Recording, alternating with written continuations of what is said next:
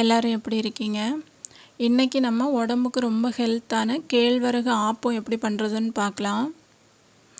நான் வந்து 1 கப்பு அவல் எடுத்திருக்கேன். அவல் எடுத்து 1 நிமிஷம் தண்ணியில் ஊற வச்சு நல்லா புழிஞ்சு மிக்ஸி ஜாருக்கு மாற்றிடுங்க.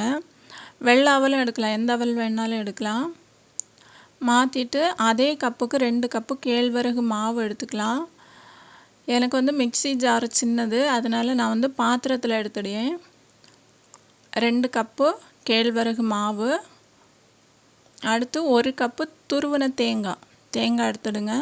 அடுத்து தேவையான அளவு உப்பு, ஆப்பச்சோடா வந்து 1/4 ஸ்பூன் எடுத்துடுங்க.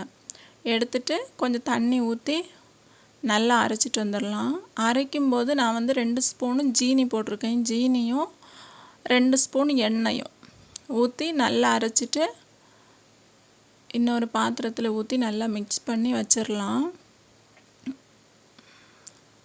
தண்ணி வந்து மொத்தம் நம்ம எவ்வளோ ஊற்றிருக்கோன்னா 3/4 கப்பு ஊற்றிருக்கோம். 3/4 கப்பு ஊற்றினா கரெக்டாக இருக்கும். ரொம்ப தண்ணியாகவும் வேண்டாம், ரொம்ப கட்டியாகவும் வேண்டாம். இதுதான் கரெக்டான அளவு. 3/4 கப்பு தண்ணி ஊற்றிருக்கேன். மொத்தமாக எல்லாம் சேர்த்து மொத்தமாக 3/4 கப்பு தண்ணி ஊற்றிருக்கேன். இப்போ நல்லா கலந்து விட்டு மூடி வச்சிடலாம். இது வந்து ரொம்ப சீக்கிரமாக அரைச்சி வைக்காதுங்க, சீக்கிரமாக புளிச்சிருது. இப்போ ரொம்ப வெயிலாக இருக்கனால ஒரு 7 மணி நேரம் 8 மணி நேரத்தில் நல்லா புளிச்சிருது. அதனால வந்து லேட்டாக அரைச்சி வைங்க.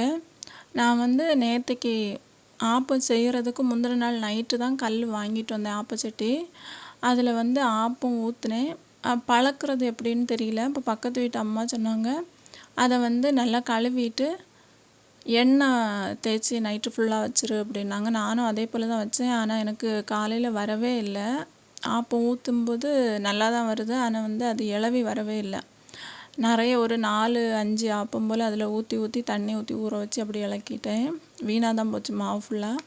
அதுக்கப்புறம் நம்ம தோசைக்கல்ல தான் இருக்குது அப்படின்னு நினச்சிட்டு அதிலே ஊற்றிட்டேன். நான் முன்னாடியும் தோசைக்கல்ல தான் ஊற்றிட்டு இருந்தேன். இந்த டைம் தான் ஆப்பச்சட்டி வாங்கி செய்து பார்ப்போன்னு வாங்கினேன். ஆனால் அது பழகணும்னு நினைக்கேன் கல். அடுத்து தோசைக்கல்ல பாருங்கள், அப்படியே ஒட்டாமல் அழகாக வந்திருக்கு. ரொம்ப சாஃப்டாக இருக்குது. நீங்களும் ட்ரை பண்ணி பாருங்கள். நான் இதுக்கு வந்து பட்டாணி கடலை குருமா வச்சுருந்தேன். ரொம்ப நல்லா இருந்து குழம்பு வந்து பட்டாணி குழம்பு வச்சுருந்தேன்.